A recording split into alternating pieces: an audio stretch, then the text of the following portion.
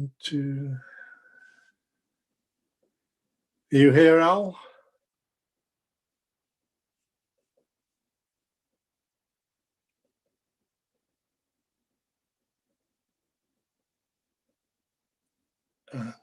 There you are.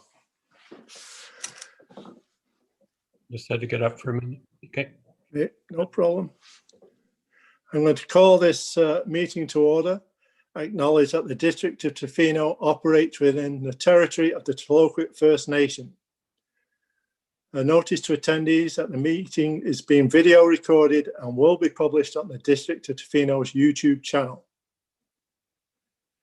Can I have a motion to adopt the agenda? Moved by Councillor Chalmers, seconded by Councillor Anderson. Any further discussion? I'll call the vote. All those in favour of adopting the agenda? None opposed, motion carried. Recommendation that the minutes of the regular council meeting held February 9th, 2021 be adopted. Do I have a seconder? Seconded by Councillor Anderson. Any discussion? All those in favour? None opposed, carried. I move from the chair that the minutes of the special council meeting held February 10, 2021 be adopted. Do I have a seconder? Seconded by Councillor Chalmers. Any discussion? Seeing none, I'll call the vote. All those in favour? None opposed, a motion is carried. I'll move from the chair that the minutes of the special council meeting held February 11th, 2021 be adopted. Do I have a seconder? Second. Through the chair, I believe there is an error in these minutes and staff would like to pull them and fix the error before these come back to council at a later date for adoption, if that's okay with you. Okay, so shall we adjourn for 5 minutes? No, there's no need. We'll just not adopt these minutes at this meeting and we'll move them to a future agenda. Okay, just these particular minutes. Okay. I thought you meant everything I just read.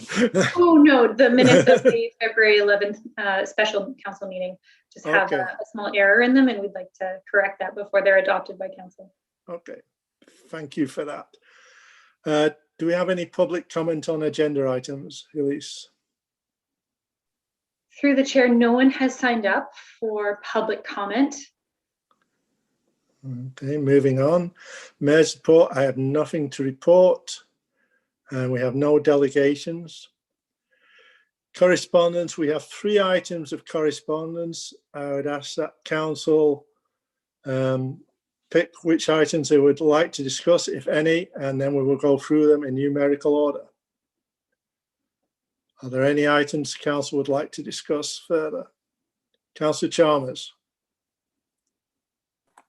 7.2. Okay. Is there any other items from council? Seeing none, was it your hand up, Councillor Anderson? 2 is which item, Councillor Chalmers? The request from Jette for authorization to name a vessel Tofino per Transport Canada Registry guidelines. Okay, thanks. Okay. I'm just on that page, but I have to refer back to the first page to get the number, the reference number, agenda number. Thanks. That sounds like a baseball game. Councillor Chalmers, over to you for 7.2. Yeah, I just, well, actually, I should just check with staff beforehand, but if they need our permission to do it, we should vote on that to name the boat. And yes, sorry. I'm supportive of allowing them to name the boat. Do we have, as the CAO, do we have any restrictions on who can use our name? Typically, place names, unless you're referring to it as district of or city of, aren't owned. This is something I've actually never seen before. So if somebody wants to call a store in Victoria, Tofino, they're certain they can do that without our permissions. This is a Transport Canada regulation Okay. that is kind of separate from a commercial consideration. Again, something I've never. Okay. Councillor Chalmers, would you like to make a motion? Sure, I'll move to allow the Pierre Jette to name their boat Tofino. As per Transport Canada As per Registry guidelines. Thank you. Have a seconder? I'll second that. Okay. Is And there any further discussion? I just have one comment. I'm supporting this, but the only reservation I have is that the boat, I want to make sure that the boat isn't a commercial boat that is so that Tofino's name isn't being used as part of a business. So I would like permission to go forward if we can check into that and make sure that's not the use. So anyways, I will support the motion if we can have that done. Okay. Councillor Chalmers? It's a Beneteau, which are pleasure sailboats. Councillor Steer, you're probably the expert in this. Well, it is a Transport Canada registry thing, and the only thing is in the letter of correspondence, of which we cannot verify, of course, to the intent, but it is in that letter. It was proposed that this was a private vessel and had no commercial ties to it. Of course, we cannot verify that from there. But if it's to be registered with Transport Canada, it would be registered as a commercial vessel, and so that may alleviate some of those fears, Councillor Anderson. Are you happy, Councillor Anderson? Well, I wouldn't call it happy, but satisfied. Okay, I'm going to call the vote. All those in favour? Seeing none opposed, the motion is carried. Moving on to presentations and reports, item 8.1, 2021 to 2025 Capital and Infrastructure Levy. We have a verbal report from Financial Services, which is deferred from the special council meeting held February the 11th, 2021. Hello, Nyla.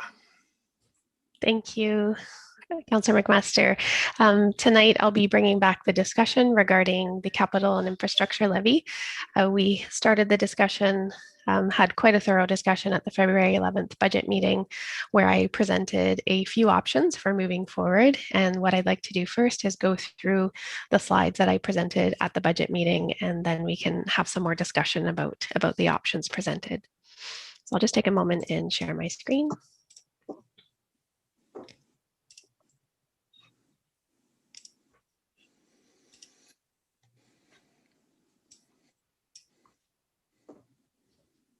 Okay, so this is the slide that shows what the infrastructure levy looks like based on the current financial plan. So when I say current financial plan, I mean the 2020 to 2024 financial plan.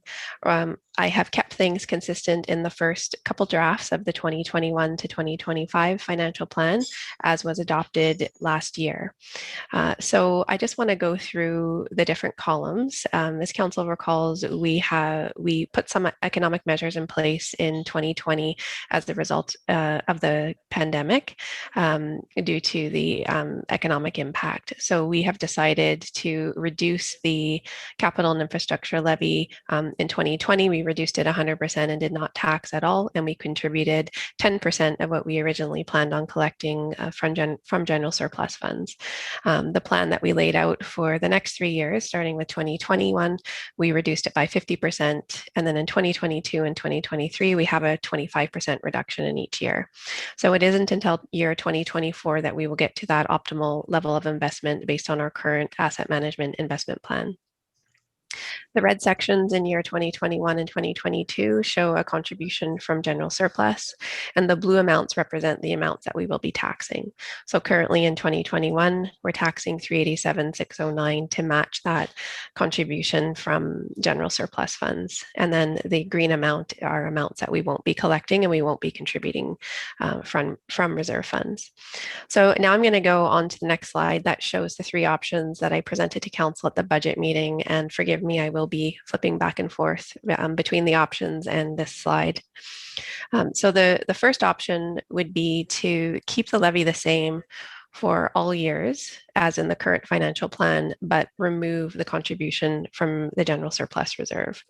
So essentially, option one would be to tax that red amount in 2021 of 387,609 in addition to the blue amount and keep the reduction the same. The second option would be to bring the levy up to pre-COVID level investments and keep the general surplus reserve contributions.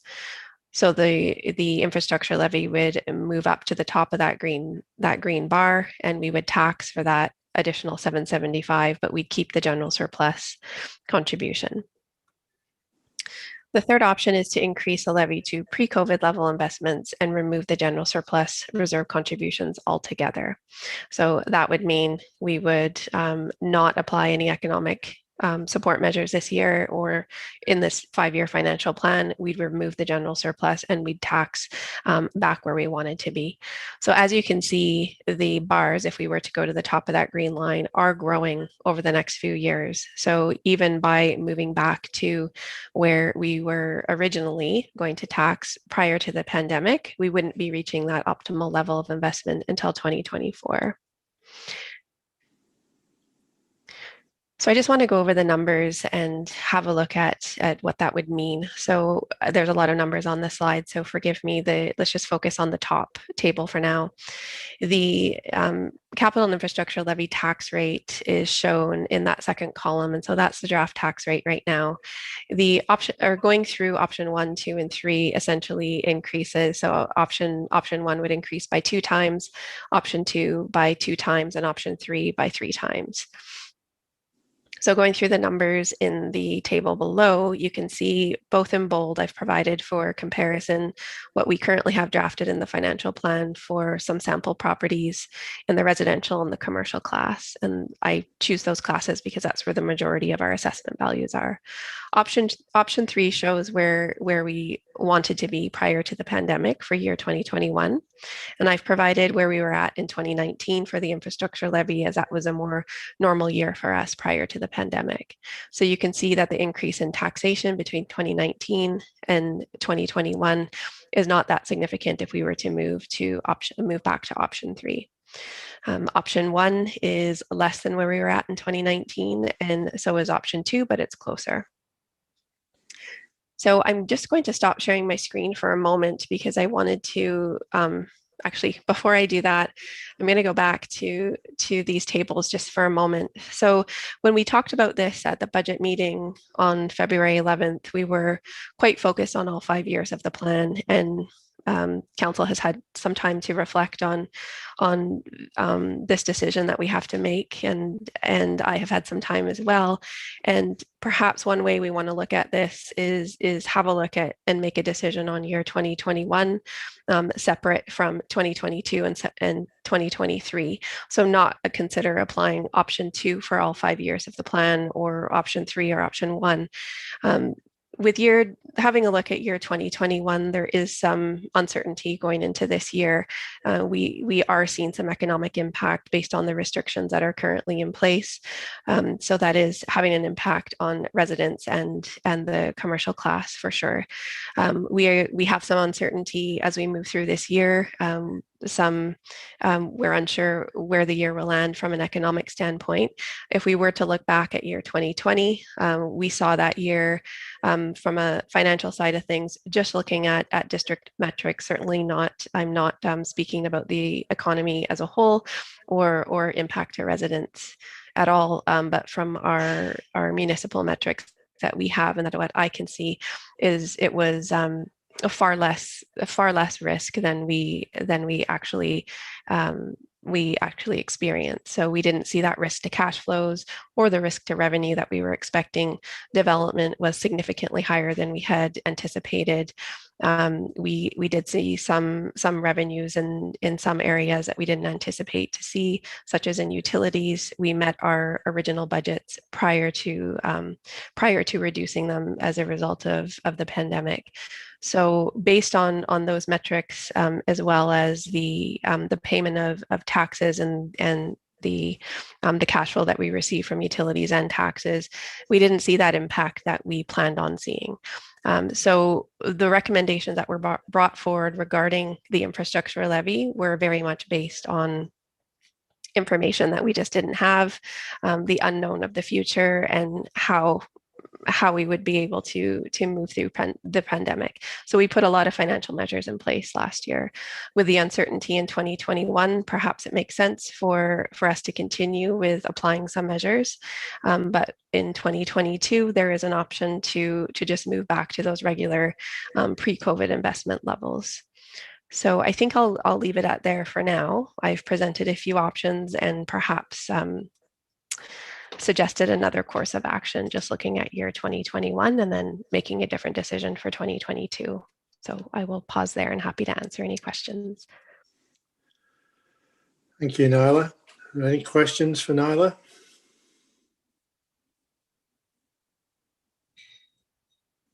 Councillor Steer. Thank you, Nyla. That extremely helpful again, as well as our conversations previous. And the interesting thing that had been pointed out in some further discussions was when using those municipal metrics and looking at the data that's out there, how it was interesting to note that generally people have prioritized those property tax payments, which was an interesting thing to note. It's somehow I'm also curious because by only using that metric, we may miss some of those more personal or metrics that could be used, or those and maybe even the provincial economy ones. And I thank you for that, because it's actually helped me solidify my decision on moving forward on this, as well as the ability to separate it out into the 2021 financial year, and then be able to make some decisions for this year, and then being able to separate it out and move forward for a 2022 decision. So I didn't really have a question other than the information that had been provided at previous council offline discussions, and now this presentation has been extremely useful in moving my decision base forward on this. Thank you. Are there any further questions for Nyla? Okay, well, as Councillor Steers obviously made his decision, I suggest he starts first as to what option he would prefer. So through the chair, I was wondering, Nyla, is that what you're looking for at this point, is for us to give you a direction in terms of where we're wanting to go with the potential options that you had presented? Would that be correct? Through the chair to Councillor Steer, yes, staff is looking for some direction on how to include this in the financial plan bylaw. Currently, it's shown as per the tables that I presented. If council could be specific to what options to apply for years 2021, 2022, and 2023, that would be extremely helpful. I know at the budget meeting, I didn't provide a recommendation, but council did ask what my opinion was on the matter. And I just wanted to note again that I did bring forward a far more aggressive investment plan back in 2017 when we started investing as per our asset management investment plan, which was newly developed that year. So this plan that we have in front of us to reach that optimal level in 2024 it's a little bit behind where I wanted to be initially in 2017. And so if we were to move levels back to where we had originally planned back in 2022, or I guess I should say I would recommend moving back to those regular levels starting in 2022. It doesn't mean that it's set in stone, but it does mean that we are planning for that, and that's something that we can have another look at in next year's financial planning process, and based on information that we know about the economy at that time. Great, thank you. That's helpful. So I'll start. I guess as council probably remembers, there was really only one option area for me to go in which direction that would have been. And I certainly thank you, Nyla. Option 2 for 2021 to me would be the most appropriate at this time. And then moving forward in 2022 and 2023, going back to those pre-COVID levels as outlined in option number 3, I think would be the appropriate direction for this financial plan. Councillor Chalmers. I'll agree with Councillor Steer there. I was actually ready to go for option 3 all the way, but I think with the uncertainty still this year, knowing that we could split it out like that, I would be comfortable with option 2 for this year and then move to option 3 right away next year. Councillor Anderson. Yeah, I'm agreeable to that. I originally started out with option 2, and then I was convinced more of option 3, and so this is a good compromise for me. So yes, option 2 in 21 and option 3 in 22. Okay. I originally started out with option 3, just because I'm a great believer we had a good plan and we hit a bump in the road. And I think once you get booked off a horse, you've got to get back on as soon as possible. But I'll agree that with the uncertainty that's still around us, I'm happy to settle for option 2, getting back to pre-COVID levels in the following year. So would someone like to make a motion? Councillor Anderson. Okay, I would move that council supports moving forward in the financial plan on this with option 2 in year 2021 and option 3 in year 2022 on the CNI levy as presented by the Chief Financial Officer. A seconder. Councillor Chalmers. Any further discussion? Okay, I'll call the vote. All those in favour? None opposed, motion carried. Do you need anything else, Nyla? Thank you very much. Moving on to item 8.2, Water and Sewer Utility Amendment Bylaws, report from Financial Services and Infrastructure and Public Works. Is Nyla starting or is Fraser? Fraser. I believe, Bob, you were going to start the discussion. Oh, Bob, you're muted. Sorry. Again. I think the order is Fraser, then Nyla, then I will speak. Good evening, Mayor and Council. My name is Fraser Work. I'm the Director of Infrastructure and Engineering. And as the CAO just mentioned, I'll start us off on a presentation about the bylaw review for utility rates, of which subject we've been talking about for the last couple of weeks through the financial planning process and through the discussion that Nyla and I brought forward a couple of weeks back. Nyla will go through the sort of nuts and bolts and the core parts of the presentation from a financial perspective. And then I think Bob has some comments at the end. I'll switch over to share screen to my PowerPoint presentation, and then I'll unshare for questions at my section, and then Nyla can take over.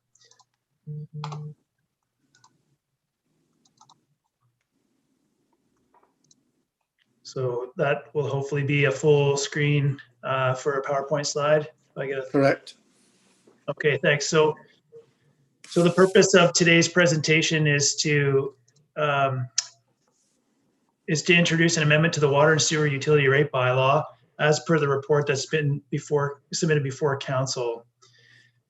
I just have a couple of slides to go over some of the review that's taken place and what's led us to this stage from a perspective of operations and maintenance and management of the utility areas, which are my responsibility. In 2020, when I joined the team, I didn't necessarily benefit from a comprehensive turnover from my predecessor since he was not here any longer.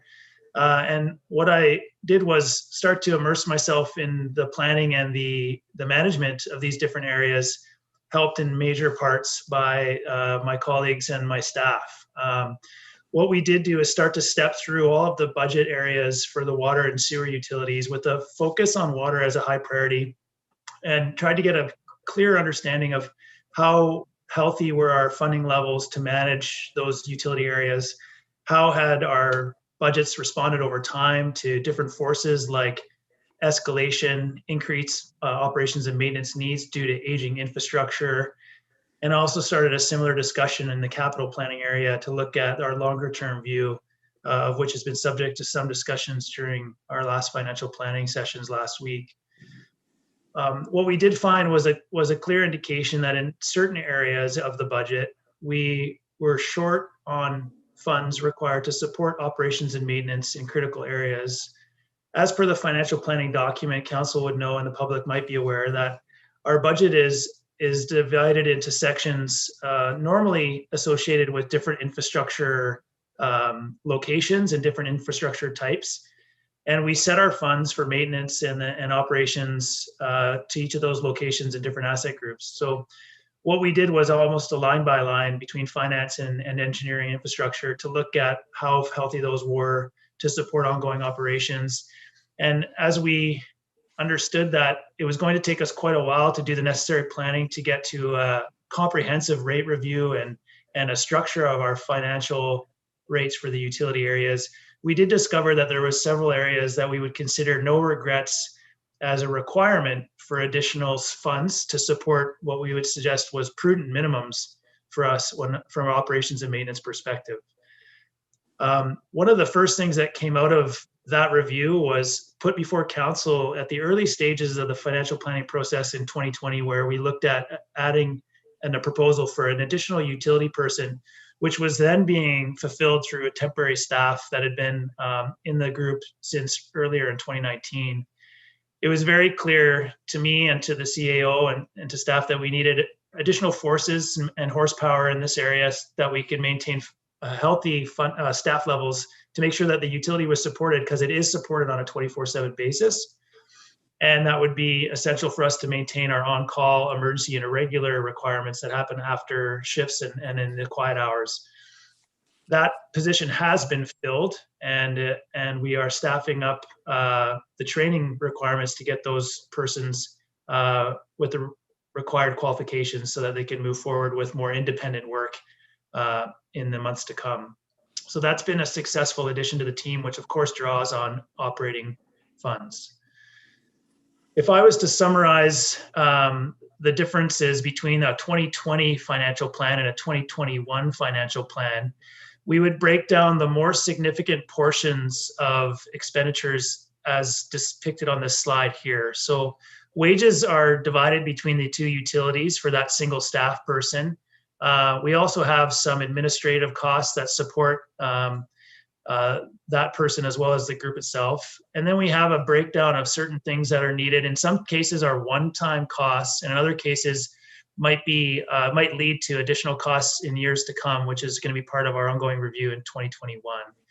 So just to run through this list for council and the public, we identified a backlog of maintenance that was required at the Osmosis water treatment plant. That was in and around $30,000. We also are looking at a one-time a generation kind of cost for replacement of both our software and our hardware to allow for remote water meter reading that happens on a monthly and a quarterly basis to help us be able to quickly identify how much water different properties have used, and also to identify leaks if there are discrepancies in those values based on historic trends. The Sharp Creek Reservoir has been earmarked for a bit of an inspection and a couple of spot repairs so that we can really define how to maintain that asset over time. We also have to continually replace broken water meters and broken water meter components which are not necessarily inexpensive. And considering the number that we have of properties connected to the system, there are a lot of those to manage. And in some cases, some of the larger water meters for the larger properties and commercial properties can be upwards of $20,000 for a single unit. So the funds there needed to be boosted to allow us to replace aging meters in both the larger and smaller sizes. Training and certification requirements have gone up a little bit to get our staff certified so that they maintain the provincially legislated and regulated certifications to adequately manage and monitor both sewage and water utilities. We've also noted that the patchwork and sort of informal approach to adding controls and monitoring functionality in the system really does need a closer look to make sure that we are getting value for money and we have a solid plan moving forward so that we don't aggregate incremental costs that do not demonstrate the value of a more holistic or sophisticated look at that capability. And then a number of other incremental costs that are associated with each location and type of water asset. In the sewer game, it is very similar. We have maintenance routines that once upon a time were done annually that have since been deferred or have been diluted in their comprehensiveness or their fulsome approach. So we want to get back onto our flushing and our maintenance to make sure that our sewer pipes are clear and clean. We want to make sure that we have the right safety systems at our lift stations, in some cases which require 2 people to go for each visit. And adding the safety systems will actually free up a body that can get on top of some of that maintenance that we've identified as a backlog. And we want to make sure that we put in equipment that allows us to safely isolate different lift stations and wet wells so that staff can safely go down inside of those when we do have a failure to effect repairs. All of the costs associated with the utility, sewer and water utilities can often be high and significant in nature. This is something that I and the whole team takes very seriously.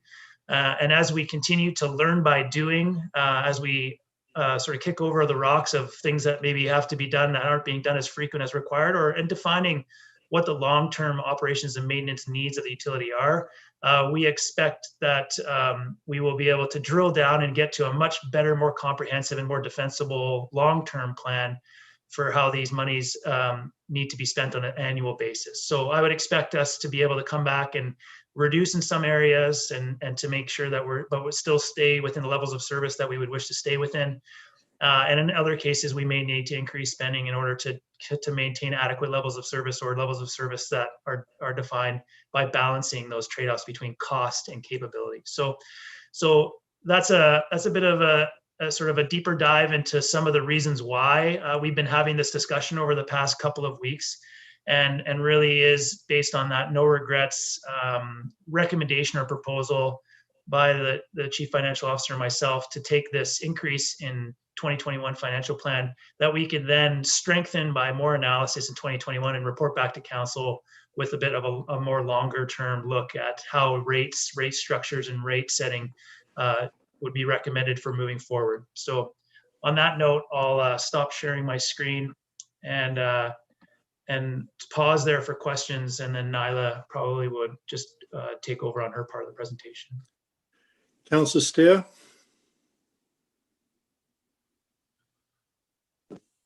Thank you, Fraser. I appreciate it. One of the questions I had was on the service level and maintenance requirements. Are some of those legislative requirements, or are many of those that you have been indicating, are those best practices that are generally used within the municipalities that you've worked with, or that are in general?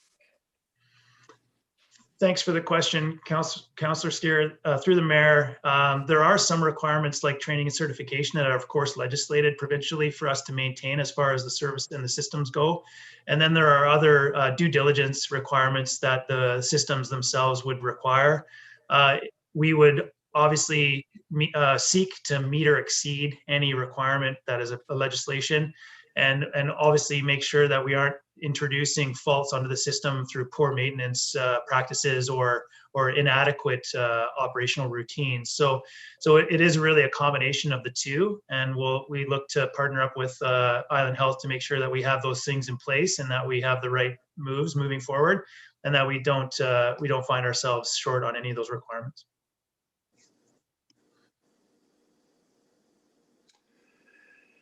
Anyone else? Questions for Fraser?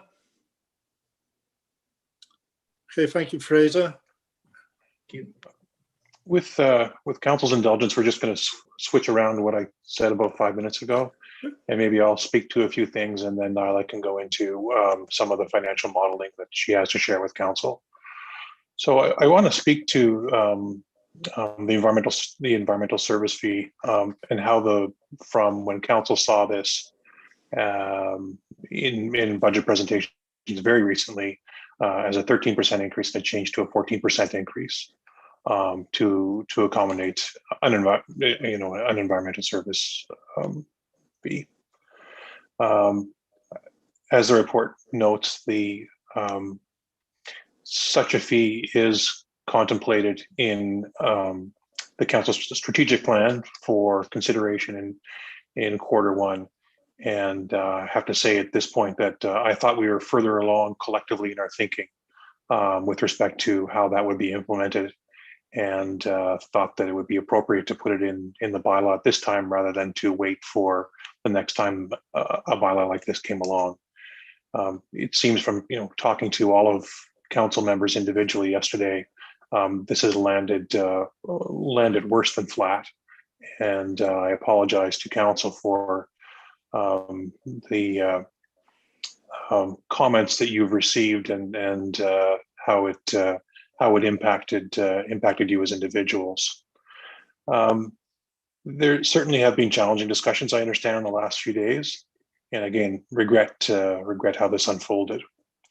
What was intended, and I'll just provide a wee bit of an explanation, and then a few other remarks, but what was intended was a small fee that would recognize that this is unceded land that is protected within a park that Tla-o-qui-aht went to court to see protected from logging some years ago, and continue to make efforts to ensure its protection. That and Tofino residents get to enjoy the drinking water from the clean drinking water that comes from a protected area. I want to also note, I have particular regret for some of the comments that I've seen that are directed at Tla-o-qui-aht. That make reference to threats and extortion that is being exercised. And I want to be really clear for all of council, for my fellow staff members, that and for anybody watching, that has not been the case at all. I have, as your staff person, seeing what was in the strat plan, reached out to Tla-o-qui-aht and initiated conversations. No real guideline for a water system, so looked at the guideline that's in place for other types of businesses, and suggested that might be a good place for us to start. It's something that the tribal administrator and I thought would be a reasonable start, and on that basis, I put it in the bylaw. There's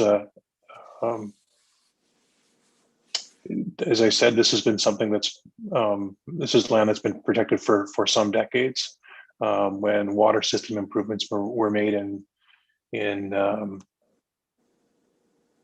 2006, 2007, 2008, there was dialogue, and Tla-o-qui-aht considered whether the district should make those improvements or not. And part of their consideration was that there should be some kind of compensation. Now, who owes that compensation, I think is something that we can debate, but we continue to enjoy the protection of that water system. I also, again, want to make it clear that this was my doing, not Nyla's doing, not Fraser's doing. The other thing I want to say is I've only had a glimpse of the comments that the council members have as individuals received, and I've been copied on a few things. I don't have any apology to make to people who had their bigotry triggered by this. It's unfortunate that this conversation has brought the worst in people, but I hope that it underlines for us a conversation that I think is overdue in Tofino. That we need to talk about our roles and living together here on the peninsula. And it's had an unfortunate start, but I hope that from this unfortunate start, we can continue to talk about things like title and rights, and how we can kind of work together on making sure that we have a watershed that is protected for the very long term. So that's what I have to say, and certainly can answer any questions that council has now or later. Any questions for Bob? Councillor Chalmers. I don't have a question. I do have a statement that I feel like is more appropriate now than after Nyla's, but I can wait if that's better. Should I just go ahead? Go ahead. Okay. Thank you for that very much, Bob. And I think what I'm about to say kind of echoes a lot of what you said. But first and foremost, I want to state that the ideas for this eco fee came from council. It was an idea that was discussed at strategic planning and one that we were unanimously proud of. We talked about reconciliation and how as a council we can do better and be better, both as individuals and members leading our community. We talk a lot about asset management and what that means from an economic level as well as a planning level. The Mears Island watershed is a natural asset that we benefit from both in the quality of water and that this clean water continues to be available to us due in no small part to the collective efforts of the blockades, a collective effort that today we seek to recognize and to continue in the spirit of reconciliation and cooperation. More than anything, my heart was sickened to hear the words of extortion and the racist comments, of many of the letters we received. I admit that we let the community down in this report, as it should have come to a council of the whole meeting and be presented with a background. And I hope that if and when it does come that way, the community will listen to the conversation with fresh ears, ask informed and engaged questions, and give it a chance for success. Thank you, Councillor Chalmers. Over to you, Nyla.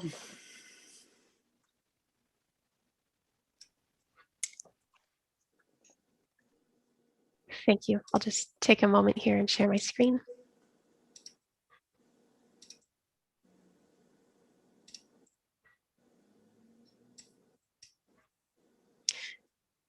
Okay, I just wanted to update everyone on how we got to today's presentation. So initially, the utility rate review came to a committee of the whole meeting on February 1st. And after that time, staff followed up with recommendations at the February 11th special budget meeting, where we seeked council's authorization to prepare amendment bylaws to the water and sewer utility rate bylaws, and they are being presented and introduced today and recommending adoption of the amendment bylaws. So we are undertaking a two-stage review process. So our focus on 2021, was a rate change. We needed to ensure that we are meeting our revenue requirements, but we aren't seeing any change to our rate classes. And I'll go over why that is in a moment. We reviewed the current payment, and as Bob just mentioned, today we are introducing new information than what was presented at the February 11th meeting regarding the ecosystem service fee. So I will go into the impacts to the user regarding that fee in a moment. In 2022, our review will focus, so after or throughout this year and coming back for another amendment in January of 2022, we will be having a look at a review of our rate structure, including rate classes, have a look at consumption levels and demand analysis, ensure that our revenue requirements continue to be met, and we will be having a look and redeveloping our sewer utility charges as we get closer to operating the wastewater treatment plant. So these are some statistics that I provided at the original committee of the whole meeting, and I thought it was important to highlight those again today.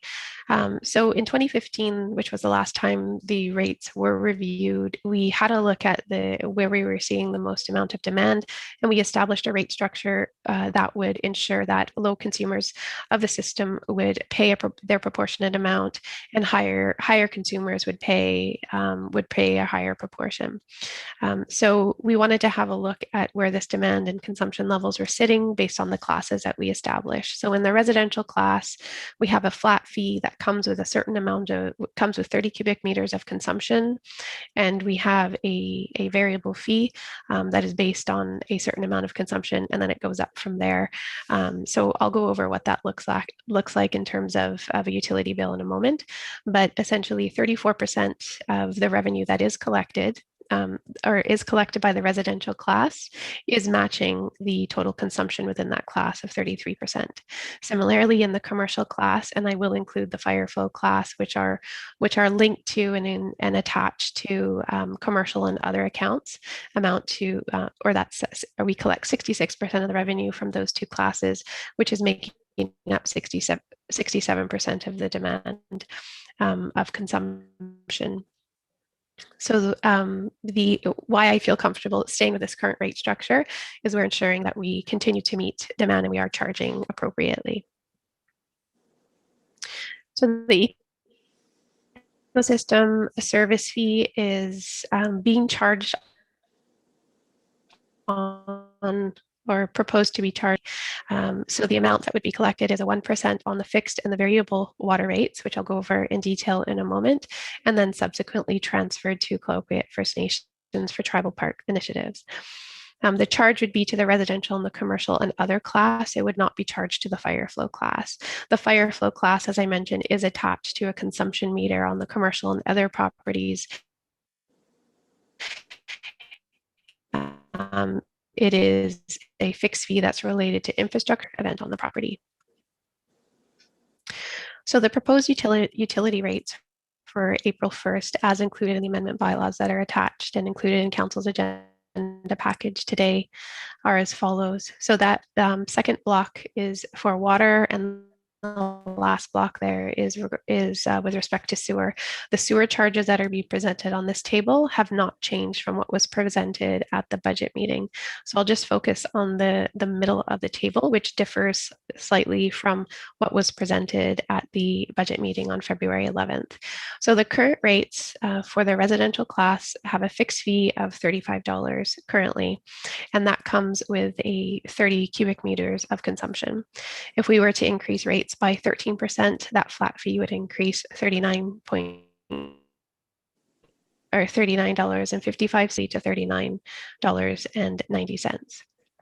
And I won't read through every section entirely, but you can see that there is a difference of 1% based on the current fees from what we presented at the February 11th meeting for 13% versus the 14%. I'll just skip down to the commercial class for a second. We have a flat fee of $40 for water and $36 for sewer. In the commercial class, there's no consumption that goes along with that. That's a flat fee to contribute to the service and ensure that we have a certain amount of fixed revenue coming in to support the system. What that does is it minimizes the amount of risk that the revenue requirements see on an annual basis. Then we have the variable fee in the commercial class, which are based on seasonality. So the rates go up for the busier months between April and September. So there's no seasonal rate component in the residential class, but there is an increase when the residential consumer goes beyond 60 cubic meters. And those are typically properties that are above the single family residential with a long-term suite and will have suites like a vacation rental or something like that. The fire flow class rates have not changed from what was presented at the February 11th meeting. Those are all being proposed to increase by 13% as well. And this is the total annual water and sewer charges that were presented at the February 11th meeting.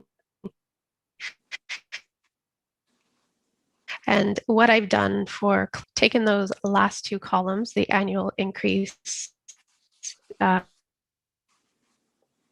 and the increase per day, and I've put them together for what we're with what we're proposing.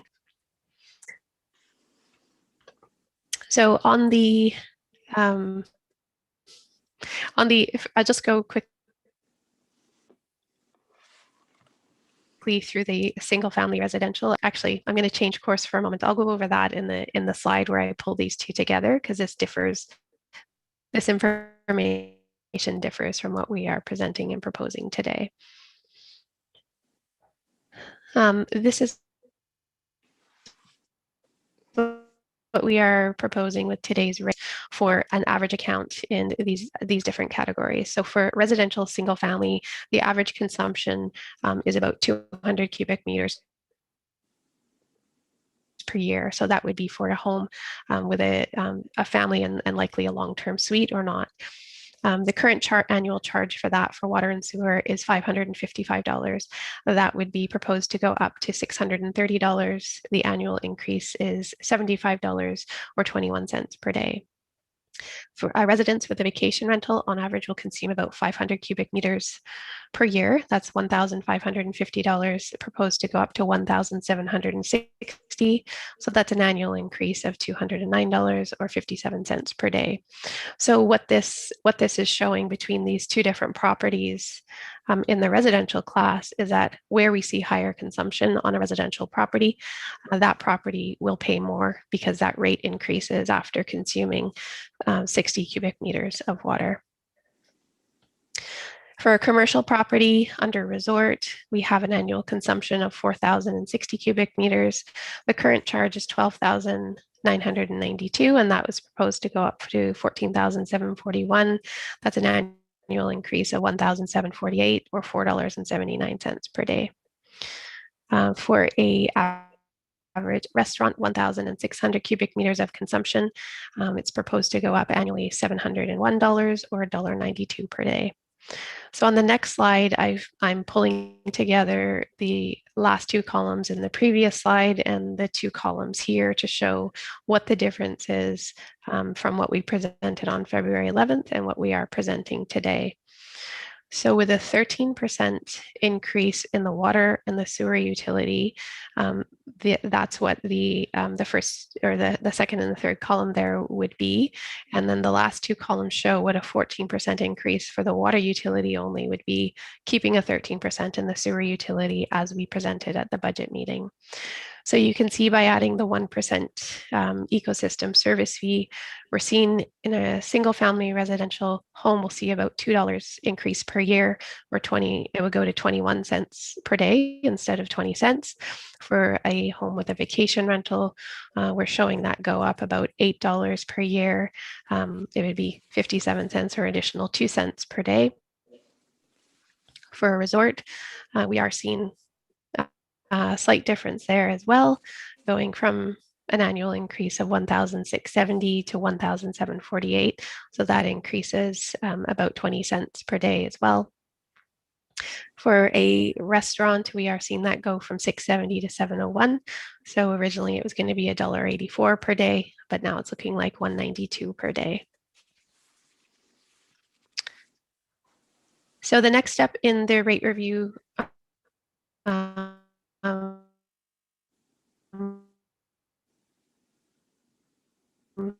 process will be to focus on other class. We have grouped together a lot of varied and different properties that consume at different levels. Prior to 2015, when we adopted this current rate structure, we had about 6 or 7 different classes, and it was quite a significantly different rate structure model that had seasonality in the residential class, as well as all the other classes. And so we moved away from that, moved away from seasonality in the residential class, and kept seasonality in the commercial and other classes. So we may have a look at parsing out that commercial and other class, having a look at where that consumption is sitting and what types of properties those are. That's an example of some of the things we'll be looking at in this next stage of review. We will reconsider or have another look at the fire flow meter charge, and consider potentially a tiered rate system or expanding classes. As I mentioned, we'll have a look at seasonality rates, and we will review all variable rates and have do a demand analysis. So today staff is recommending first 3 readings and adoption of both of the amendment bylaws. We are considerate of the fact that there is new information being provided for the water utility. The rates are being proposed to be in place for April 1st of 2021. The water utility amendment bylaw, and as well as the sewer utility amendment bylaw, do have some time to be adopted before that implementation implementation needs to take place. So I'm happy to answer any questions, and I believe Bob and Fraser are here as well. Are there any questions for Nyla? Councillor Anderson. Thank you, Nyla. The recommendations that you're putting forward are for the 13 or for the 14%. And so a lot of, I guess, of course, the questions that have been put to council is whether we should support the eco fee at this time. So I just want to be clear what the recommendations would support. Through the chair to Councillor Anderson, the amendment bylaws that are presented, the water utility amendment bylaw includes the 1% ecosystem service fee. Thank you. So if council was not ready to adopt that, then yeah. Councillor Steele. Yeah, that was my question, Nyla. How, if at this time through discussion with council, if we weren't ready to or willing to adopt the recommendation, the bylaws as recommended, is there the ability to split it at this point, or would we have to give direction back to staff in regards to separating out the recommendation and have it reviewed at potentially the next council meeting? So I see Nyla's screen has frozen, so I'll step in. If council would like to consider,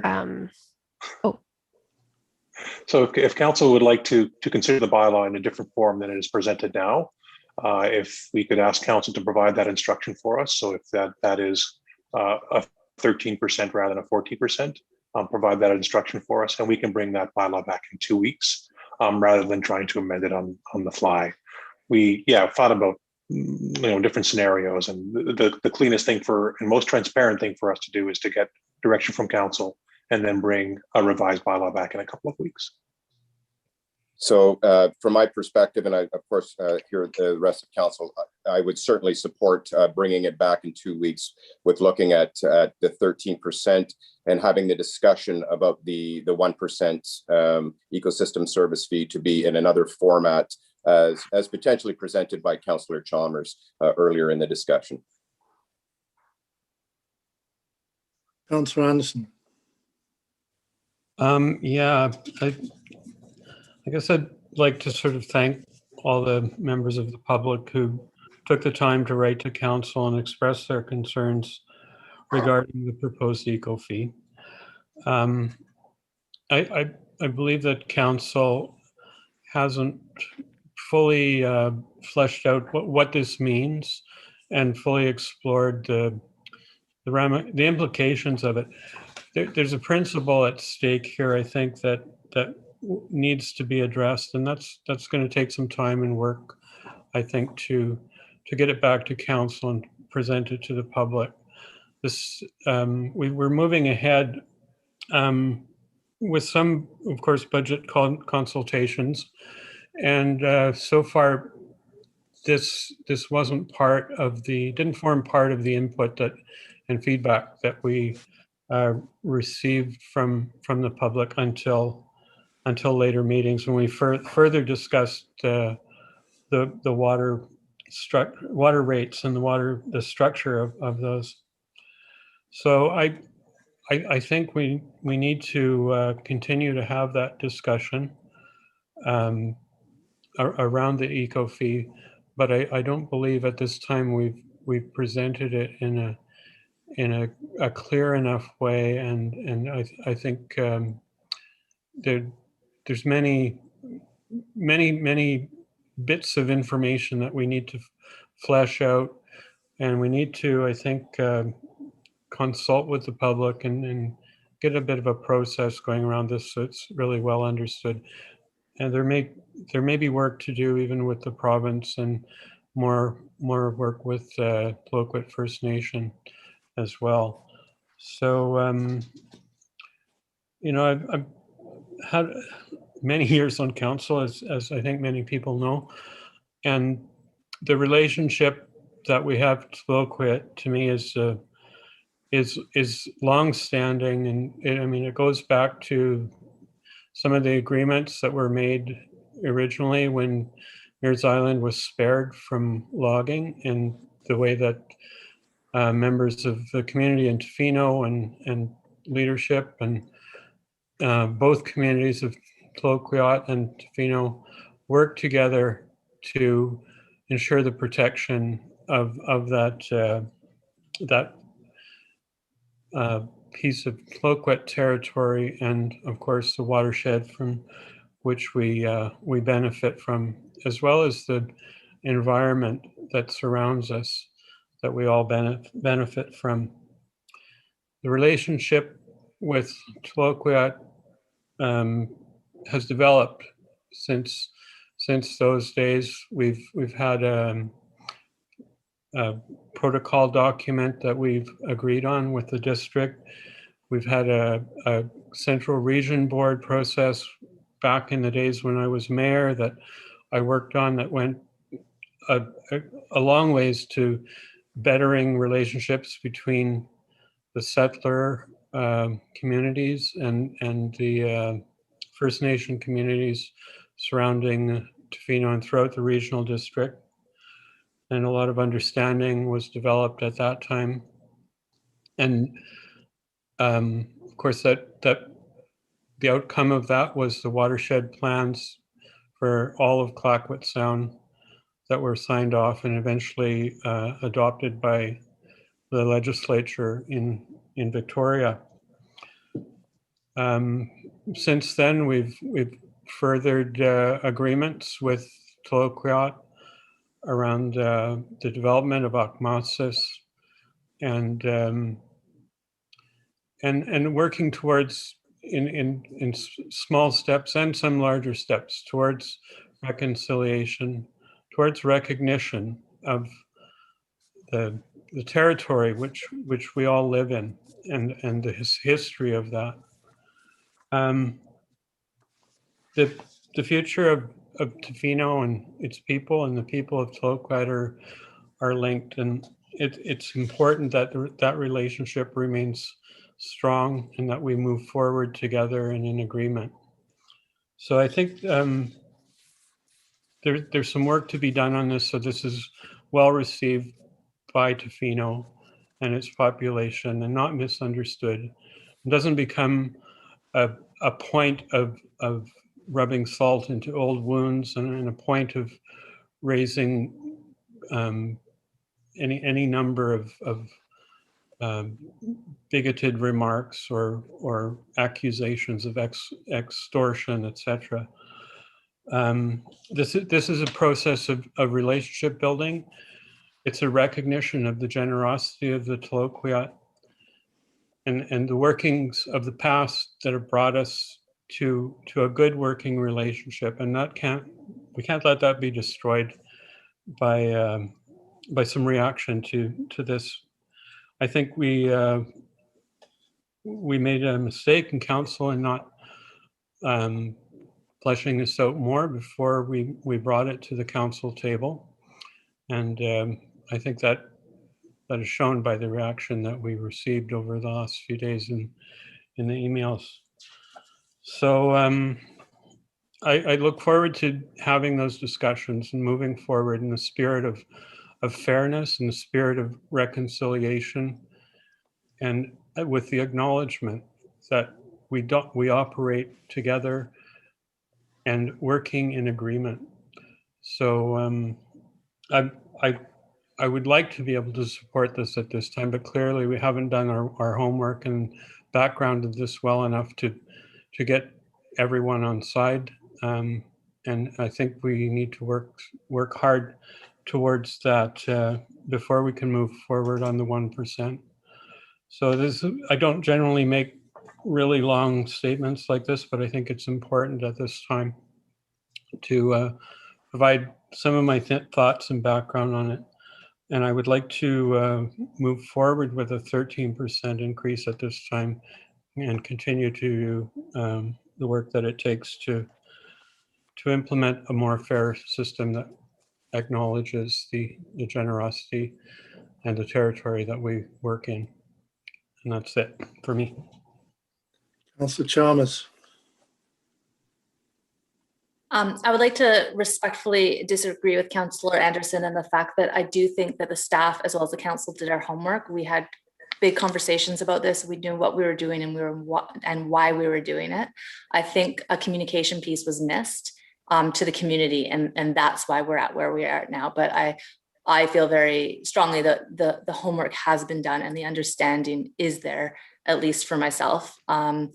And for that reason, I would like to separate the two out and bring this back with a background so that we can be more transparent with the community about why we're doing this and what we're doing. And I don't know if a council of the whole meeting or a council meeting would be the best option. And I would look to staff for suggestions on that, but I would like to see it come back. I would be happy to make that motion. I'm going to speak. First of all, I appreciate the CAO offering to fall on his sword for this matter, but I'm sorry, Bob, we're all in this together, so we're all going to wear this one. I will not be supporting the recommendation as presented at the moment. The 13% tax increase is a tough pill to swallow, especially in this period of uncertainty. However, our operational costs are increasing and our infrastructure is failing, and we can no longer continue applying band-aid solutions. We're not the only community facing these infrastructure problems. Many of you know I have been beating the infrastructure drum ever since I came on council 9 years ago, and that we have been lax in our upkeep. For the first time in my Tofino tenure, we have a qualified and experienced engineer as manager of public works. There's a little point in hiring qualified people if we're not going to listen to their recommendations. As individuals, we often put off repairs to our house or our car. A council is expected to protect the entire community, and time is running out before our infrastructure fails, with the resultant costs being even more expensive. Our community cannot exist without reliable and dependable infrastructure. We're still playing catch up and cannot afford to fall further behind. Therefore, I recommend that staff be directed to bring forward a fee bylaw that addresses only the service improvement component, the 13%, at the next council meeting. I will not be supporting an ecosystem fee of 1% as recommended at present. This service fee is proposed to be collected from the users of the system and transferred to Tla-o-qui-aht First Nation to support tribal parks allies. It is to be used for protection of lands that form the watershed from which Tofino draws its municipal water. I do not want this discussion to centre around the merits of the tribal park allies, which I believe has good intentions. As a matter of principle, I cannot support transferring any public funds to any organisation where there is no transparency or accountability. In addition, I'm not even sure if it is legal to tax water and then transfer those funds to another entity. This is something that will have to be investigated. The ongoing pandemic has brought many social issues to the forefront, amongst them the social inequities within society. We have to come together as a community and work with our neighbours. So I also recommend that staff be directed to bring more background and detail on the water system ecosystem fee to a future committee of the whole and include engagement with the community and the Tla-o-qui-aht First Nation. Finally, before asking if there is any further input from councillors, I would like to thank the many people who emailed or phoned and provided valuable insight. However, the racist comments made are not acceptable, nor are the personal attacks on members of council. That's all I have to say. Any further comments? Councillor Steer. Thank you, Acting Mayor McMaster.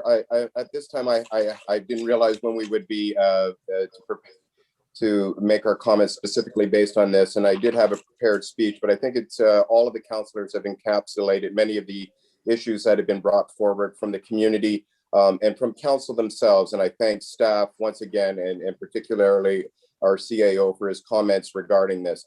I won't go into the detail that has been brought forward. All our council spoke eloquently in respect to this. And I do want to say, and I echo very strongly Councillor McMaster's in terms of the comments that had been made and directed, as well as our CAO acknowledging those types of comments. And I do want to thank the public for those comments moving forward. The ones that were in a positive vein, that had very substantial and very valid points of view to bring forward to the council and to the community. And I will absolutely support bringing this issue back in a more wholesome way, with more valid information and more transparent communication towards our community, so that there's a better understanding of what the initial intent of these discussions and our strategic planning process were moving forward. So I do want to encourage that conversation, and what in the structure we will refer to staff of what might be the most appropriate structure for having those conversations. And I think it would be very incumbent that the community also has the ability on such an important issue to be able to have the opportunity to participate fully in those conversations as well. So thank you once again, and I will leave the rest of the comments for when this bylaw is brought up again in hopefully 2 weeks.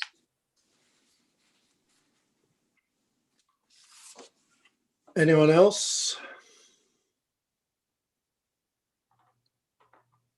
Okay, I'll make the recommendations again and see if there's any seconders. So my first recommendation is that staff be directed to bring forward a fee bylaw that addresses only the service improvement component, the 13%, at the next council meeting. Have a seconder? Councillor Steer. Any further discussion? Seeing none, I'll call the vote. All those in favour? None opposed. A motion is carried. The second motion is staff be directed to bring more background and detail on the water system ecosystem fee to a future committee of the whole, and include engagement with the community and the Tla-o-qui-aht First Nation. Have a seconder? Councillor Anderson. Any further discussion? Seeing none, I'll call the vote. All those in favour? None opposed. Motion is carried. Thank you, council and staff. I'm going to ask for a 2-minute recess while I move to a place where there's a little more light before I disappear into the dark.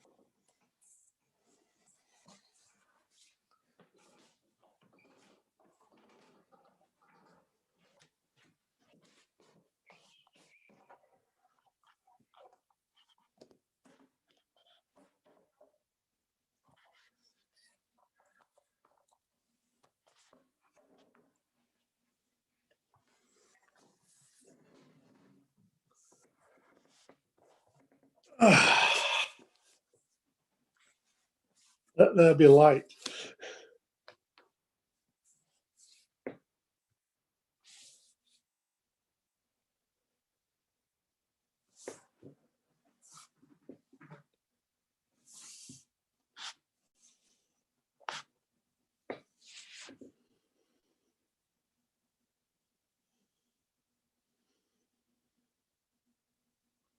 Yes, Al, I didn't expect you to talk so long. I thought the sun was going down so fast.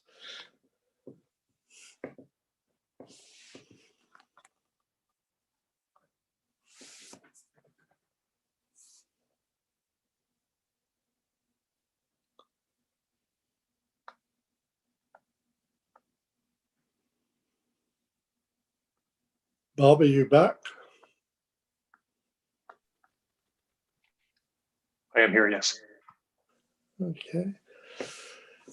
So I think we can now move on to item 8.3, development permit for Fraser, the Commonwealth Bakery, 180 First Street. Report from Community Sustainability. Hello, Peter. Good evening, Mayor and Council. I'll be sharing my screen for this presentation.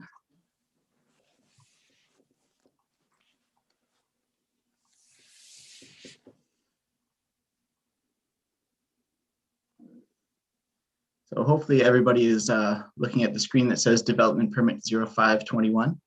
Correct. And this presentation is related to the staff report for the development permit for the property at 180 First Street. So as development permits are not commonly considered by council, it makes sense to do a quick rundown of where the authority and legislation for these tools come from. It's the authority for a local government to establish development permit areas and require development permits is located in Section 488 of the Local Government Act. Within this section, you can establish objectives, define the area, outline a rationale, exemptions, and the guidelines that must be complied with for a specific development permit area. So if there is a property that is within a designated development permit area, and that property is looking to subdivide, construct, or alter a building, or alter the land in any way, typically a development permit must be obtained. Under the authority of the Local Government Act, these will be issued by council resolution, pardon me. However, the development permits can be delegated, and several development permits actually are delegated to staff. However, the one that we will be considering today is a form and character development permit for the downtown area, which is only able to be issued by council resolution. The property 180 First Street is in the downtown core community development permit area. That's the red section on the current slide. It's right at the corner of First Street and Neil Street. So a bit more of a zoomed in location, 180 First Street, also known as the Commonwealth Bakery. The proposal that has been put forth is to renovate the existing structure, to repair some moisture damage to the interior of the structure, to add a new cold storage structure on the south side of the building, and to reroute a set of exterior stairs. Currently, the stairs land in the area where the cold storage structure would be located. So these exterior stairs will have a 180-degree turn in them so as to be directed away from that area. The property is zoned general commercial district. It's a common downtown commercial district. And renovations will either be interior or will be located on the south side of the building. So these renovations will be in an area of fairly low visibility. This development permit addresses the guidelines for the downtown core community development permit area. So there are a number of guidelines related to the form and character of structures. The proposal was reviewed by the design review panel earlier this month, February 4th, 2021. And the design review panel did vote unanimously, to approve the development permit as it has been proposed. Looking at the downtown core community development permit area, guidelines include consideration for 4 or 5 sort of major categories, including the building form. Looking for the sort of the general idea would be a West Coast style building, incorporating some protection from the elements, maintaining views and encouraging social interaction as much as possible. Siting on the lots, particularly in these downtown areas, looking for continuous frontages, ensuring pedestrian circulation is maintained, looking out for views.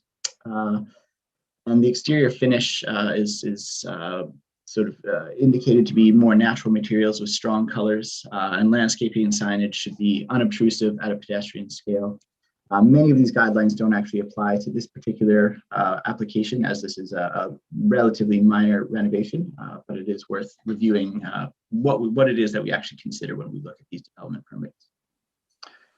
So this development permit that we're considering to issue today would authorize alterations to the land as per the submitted designs. Those submitted designs include renovation of the existing structure, addition of an independent cold storage unit. Those renovations include the rerouting of the stairs and some interior renovations that will have no impact to the public realm. The proposed cold storage structure will be clad in the similar type of siding and painted the same colors as the existing building. So it will be relatively well blended into what is currently there. Staff are recommending approval of the permit at this time. Other options would be to defer the permit to a later date, or defer consideration of the permit to a later date, or to deny the application.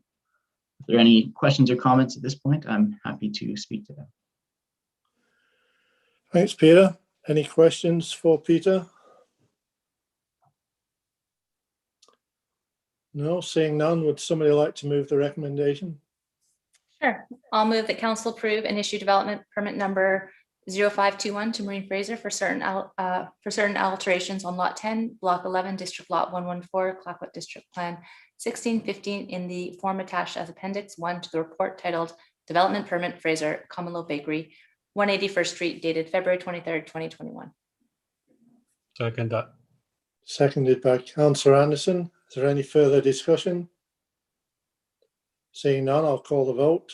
All those in favour? None opposed. Motion is carried. Okay, Peter, you're hanging around for item 8.4, Development Variance Permit, Bowen, 1293 Lynn Road. I'll be sharing my screen for this one as well.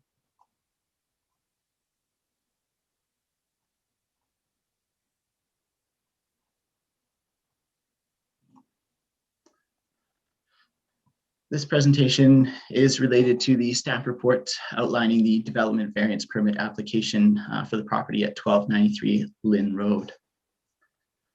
This would be the second development variance permit that we have considered this year. Pardon me, I'll go back one there.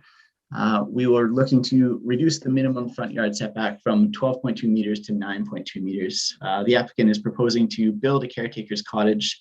They're looking to site the caretaker's cottage approximately 3 meters closer to Lynn Road in order to maintain some privacy between the existing main residence and also to reduce the land preparation needed to construct the cottage. What I've been informed of from the applicant is that there are several trees that they would like to maintain, that if they were to be within the setbacks, those trees would have to be removed. I noticed that there were a few trees as indicated on the provided survey that shows the requested development variance. The property is 1293 Lynn Road. It's approximately at the second, or I should say, pardon me, the third public access on Lynn Road if you are coming from the Wickenanish inside, near the property that has historically been known as Salwood. This is the requested variance as provided by the applicant.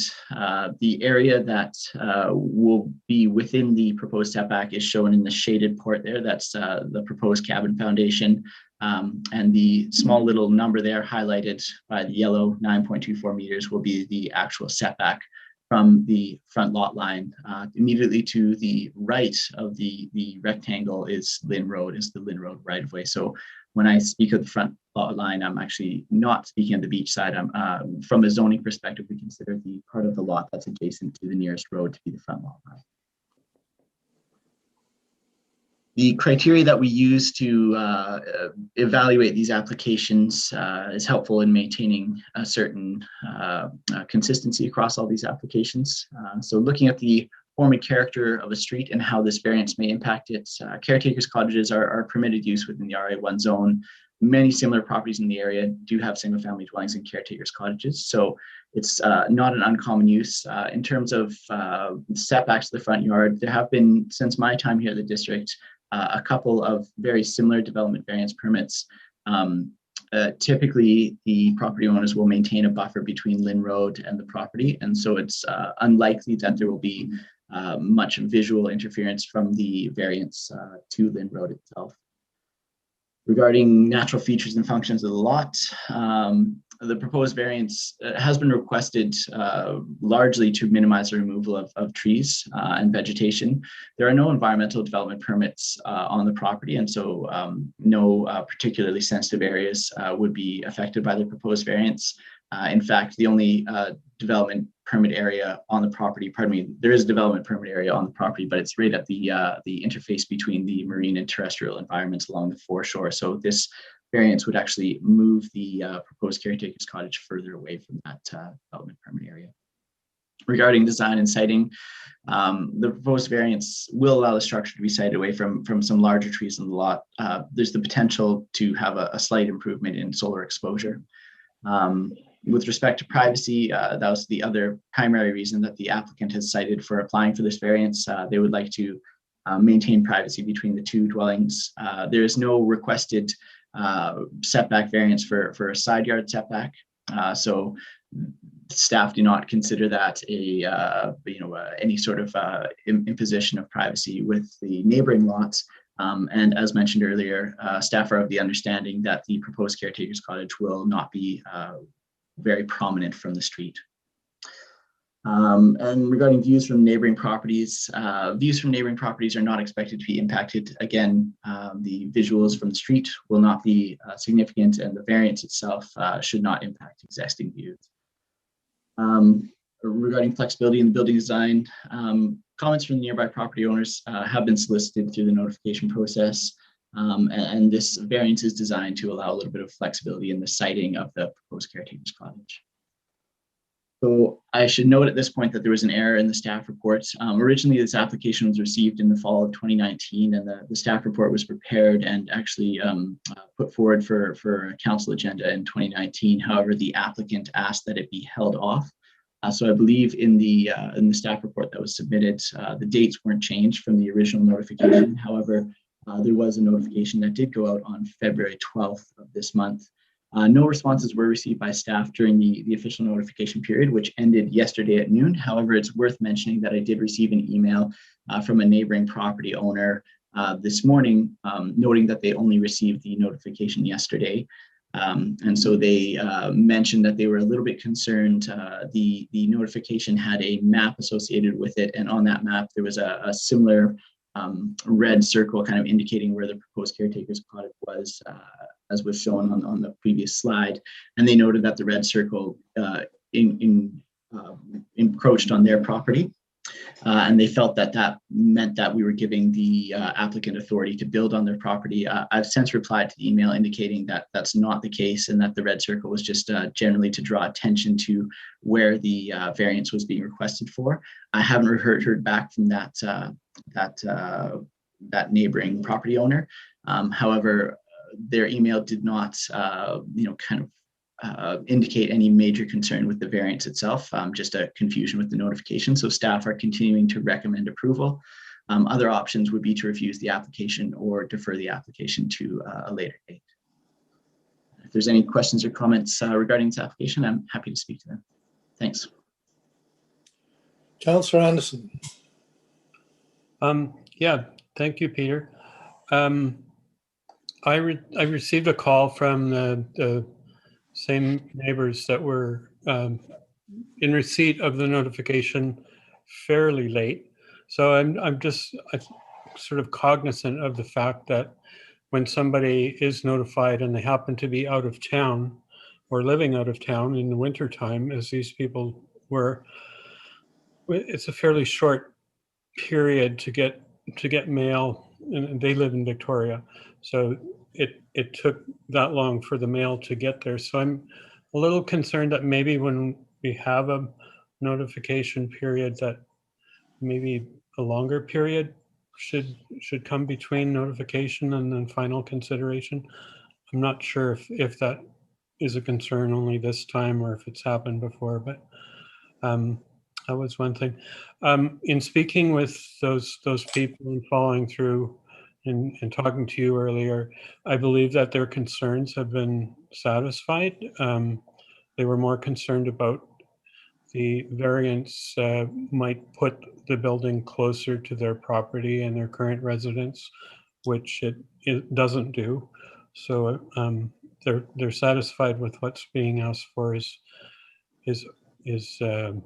not going to encroach on their property or future rights on their property.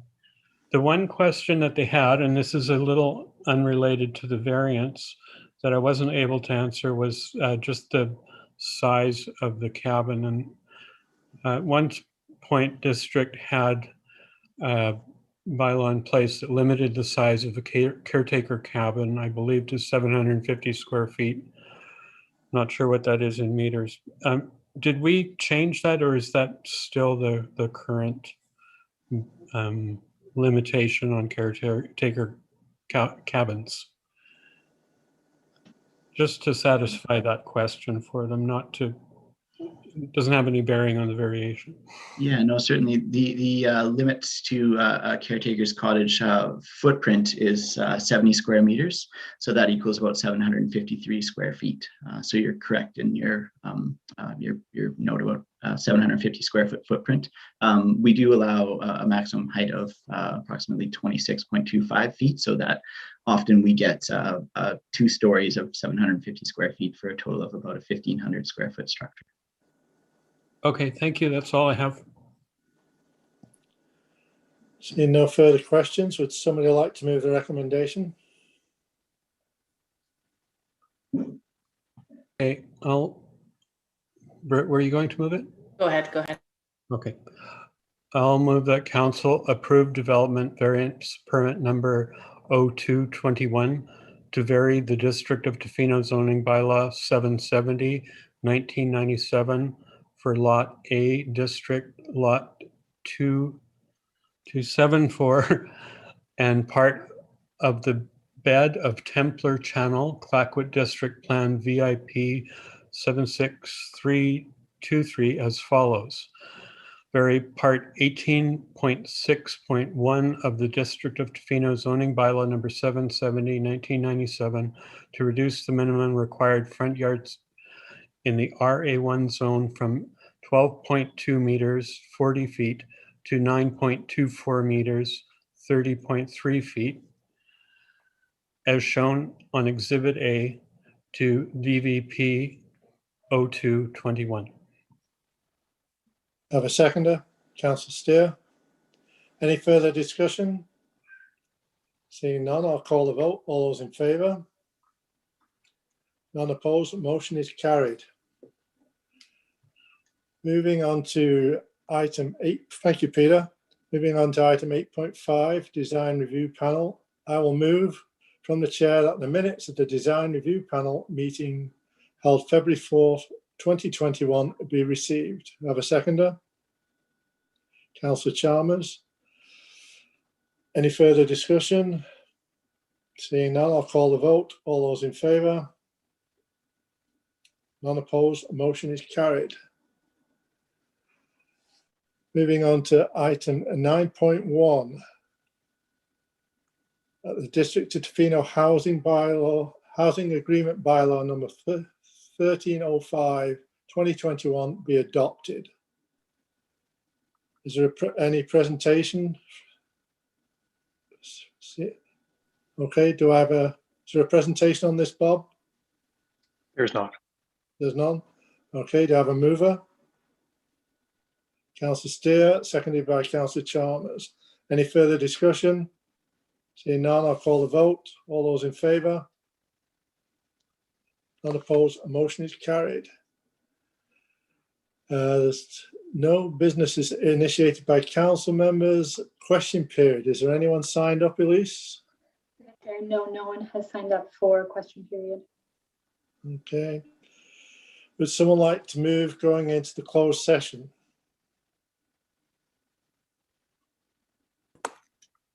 Sure, I'll move that the meeting be closed to the public pursuant of section 91 ACDI of the community charter to discuss matters relating to personal information about an individual who holds or is being considered for position as an officer, employee, or agent, employee relations, security of the property of the municipality, information subject to solicitor-client privilege. Have a seconder? Second. All those in favour?